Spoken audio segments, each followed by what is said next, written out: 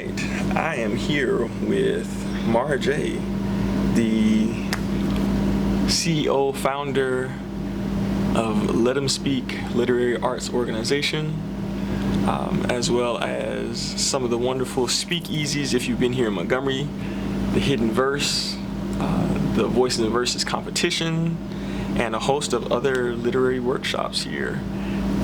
We're glad to have you. Let's get started. Hi. So Mara J, if you would give us a little bit more about what Let 'Em Speak is as an organization, what it does, how it functions, any other relevant points that you think the audience should know. So Let 'Em Speak started off as just a way for me to express, I guess, my poetry and then kind of just make it a solidified thing. And so I started Let 'Em Speak 2022 after doing an open mic, and it was just like my call sign. When people came to perform, I'd be like, "Let 'em speak," and then now it's gone into this whole organization. But Let 'Em Speak is a hybrid business model, and I have a for-profit and a nonprofit. So Let 'Em Speak Creative Arts Curator is my for-profit organization. It's where I do event curation and just event stuff. That's where my event stuff goes through. That's how I make my money. And then the nonprofit organization is where I'm leaning more towards educating and creating the infrastructure for literature. And so with Let 'Em Speak Literary Arts Organization, I try to find different ways to interpret literature into different artistic mediums in order to enhance and pique the interest of literature in the community. Cool. So I happen to know that there's a little bit of a backstory to how you got the name Let 'Em Speak. Okay. Now you don't have to go into full detail on that story, but just tell us the part that's the more spiritual aspect of you getting that, because I think that will get some context to the true origination to the name, to the organization. Okay, so it's hard for me not to tell, to say this without going deep. But okay, so in 2023, I went to prison. Prior to that, I was dealing with just extreme depression,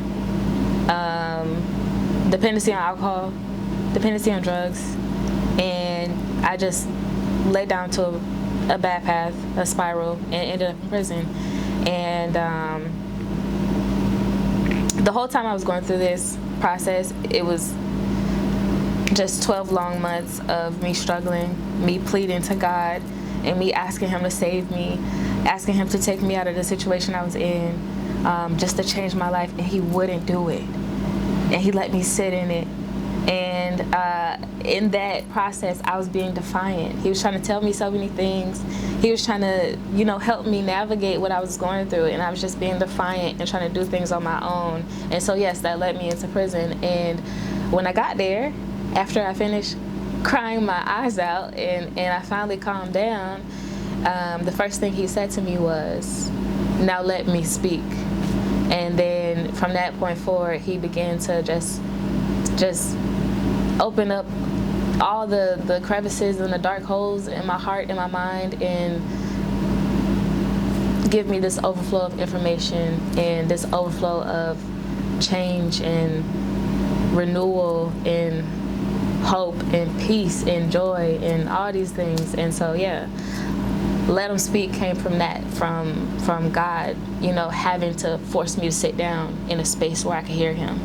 And He said, "Let me speak." And then after He got done speaking, He said, "Now go tell everybody else."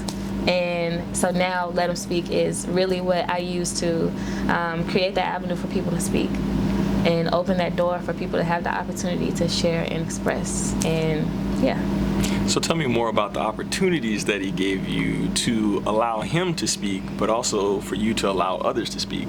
I know I mentioned some of them in the beginning in your introduction, and so if you want to go through those in more detail, that'd be great. But also tell us about the newness of where you are in this season.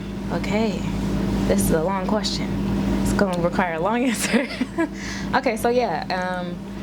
So for the past 3 years, I've been consistently doing event curation. And so that's where the creative arts curator aspect of Let 'em Speak comes from.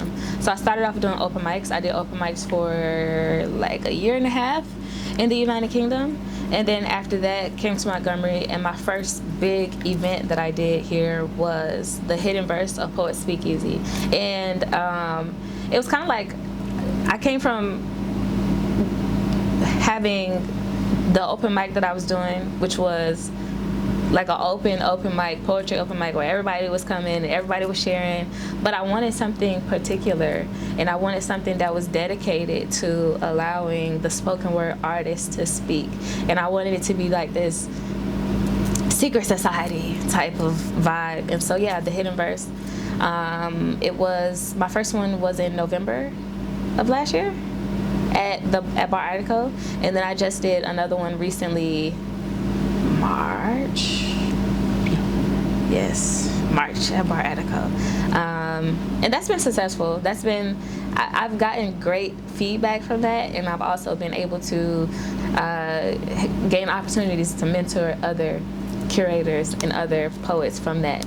And along with that, I also did the Voices and Verses poetry competition, which was like a 3-month-long poetry competition I did at Hilltop.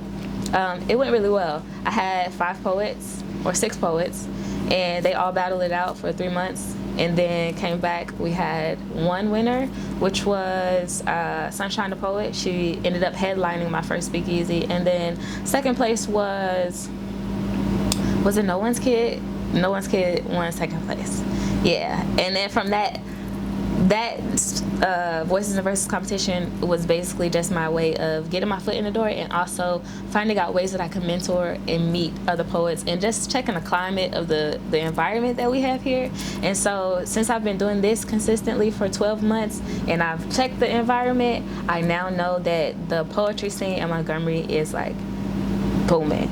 It's like the foundation is laid, and the voices are here, people are spitting, but the only thing about that, well, my thing about that, because you just asked me like where am I going now? So because the scene is hot here, the mic is hot, the poets are spitting, people are paying $65 to come see us spit. So it's like, okay, cool, but how much longer can we do that until it gets boring, or it's just oversaturated? And so that's where Let 'em Speak Literary Arts Organization comes in. The foundation is laid, but I'm here to create the infrastructure. So thankfully God has offered me the opportunity to pivot. And one, I'm very competitive. So now that all these poets are coming out, I'm like, nah, I gotta do something else. And so I've been able to pivot, and now I am focusing on breeding the poets.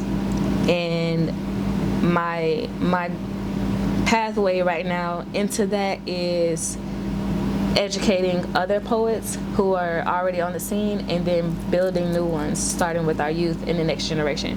So I've been working with the Bertha Williams Pleasant Public Library for their summer youth creative writing courses.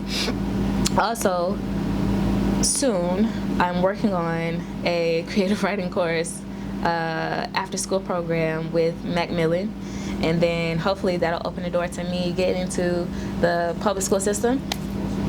And yep.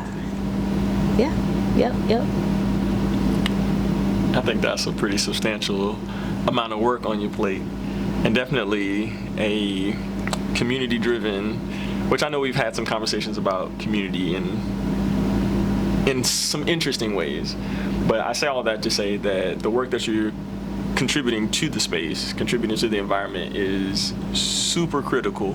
And so thank you for the work that you're doing. Obviously, it's much well needed. But I want to talk to you a little bit more about the community part. Mm-hmm. What does it look like for you to build the Let 'em Speak community, right?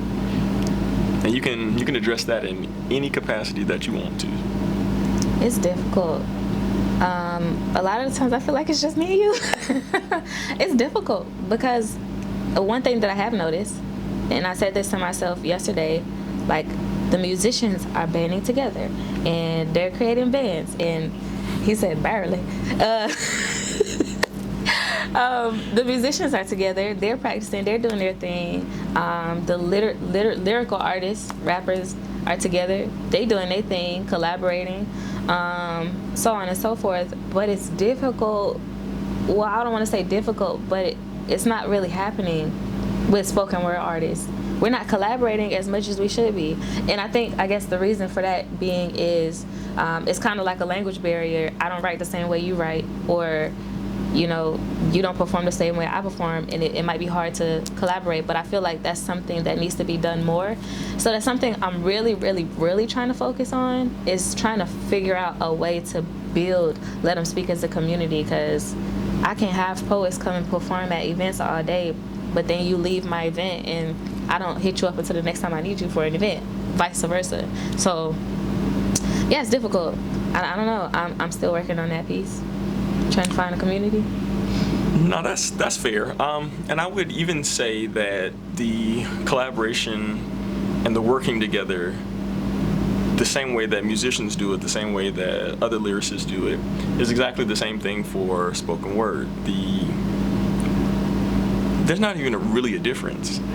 The fact that you don't speak the same language, I think, is what makes it all the worthwhile getting in the room with somebody to work and to build the craft. And so we'll touch on that topic some more in some future videos, because I definitely think that there are solutions to it, and I think that you have a solution to it. You just haven't figured out how to put all the energy into it yet. Okay. But again, that's just my side thoughts. Okay, side notes. Yeah. So one last question for you.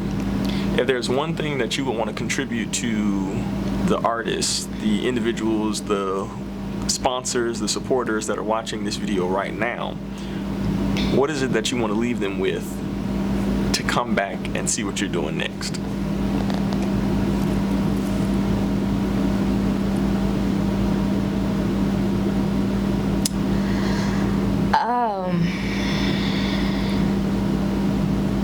Help. Okay, no, but seriously, I don't know. One thing that I want to leave them with to come back, I just want to share the importance of having a space where your voice can be heard. Having the infrastructure, having the platform, having the support, and the people who are there, the community. What does Zavi say? The konania. I just want to express how important that is, and for the future generation of kids and writers and speakers, orators, and just community activists. If we don't create that infrastructure, if we don't create that space, then what will they have? We see the way the world is going right now, and so Let Them Speak, Think All Be All. This interview series is that platform in so many forms. So yeah, create the space. And if you can't create the space yourself, support people who are creating the space so that we can continue. It's vital for the future. It's vital for our next generation of kids who are reading and writing and who are speaking and who are trying to actively make a change. So yeah. Cool. Create the space. And of course, last but not least, tell them where they can find you in all the platforms. Yes, so I am on Instagram at _Let Them Speak, and I am on Instagram as well, my personal account, MaraJ __, and then www.letthemspeak.org.